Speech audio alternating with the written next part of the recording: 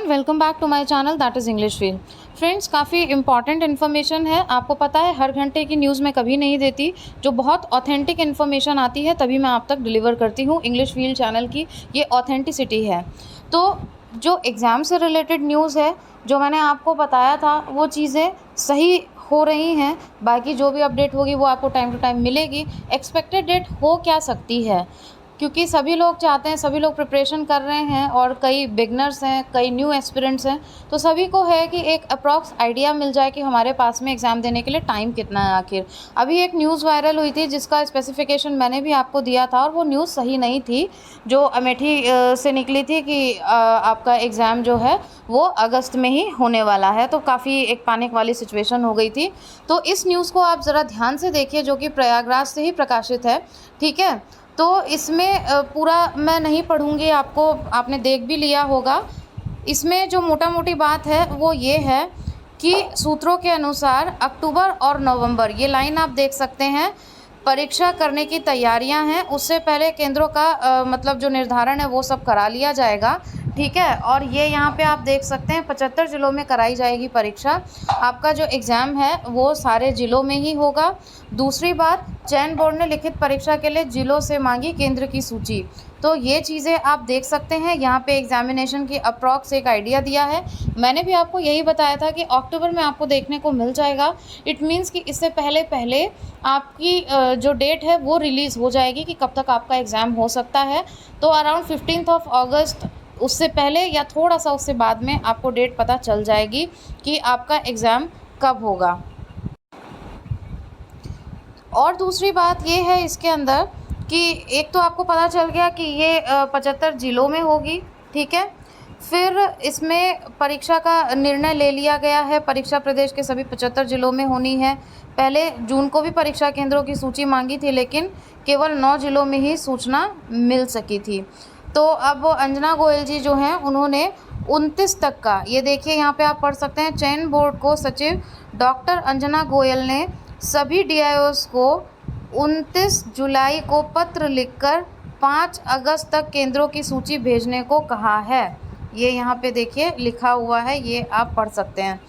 तो आप ये समझ लीजिए आपका एग्ज़ाम, आप प्रिपेयर्ड रहिए। जैसे शुरू से मैंने बताया है कि सितंबर तक एनी हाउ आप अपना जो रिवीजन है, प्रिपरेशन है, each and everything should be done.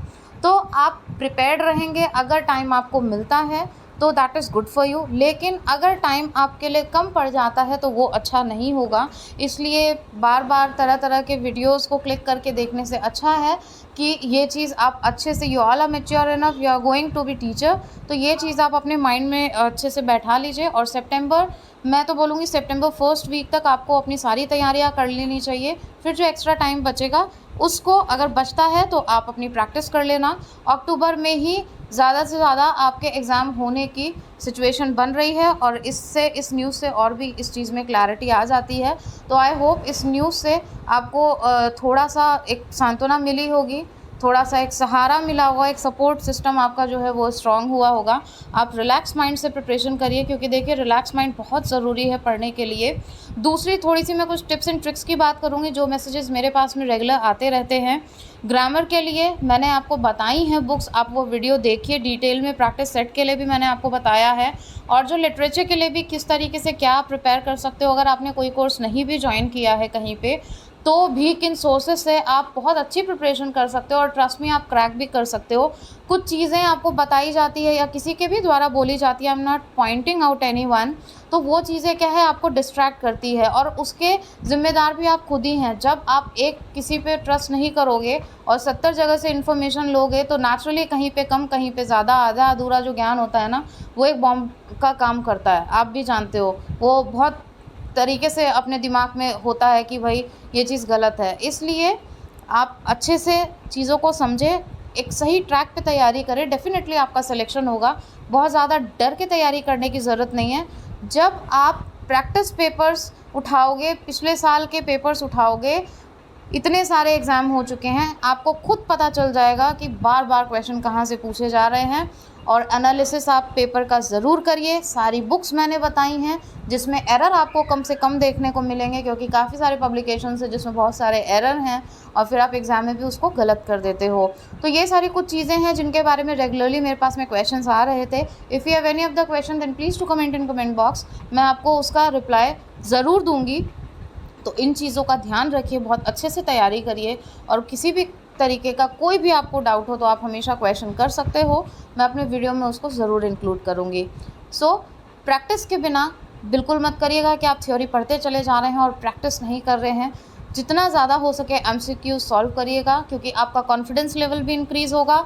You will be able to evaluate yourself, आप खुद को इवैल्यूएट भी कर पाओगे कि कितना आप कर पा रहे हो, कहाँ आप स्टैंड करते हो। और दूसरा, पैटर्न ऑफ क्वेश्चंस आपके सामने आएंगे, तो जब आप एग्ज़ाम में बैठोगे तो आपको रीड करने में, उनको कॉम्प्रिहेंड करने में ज़्यादा टाइम वेस्ट नहीं होगा।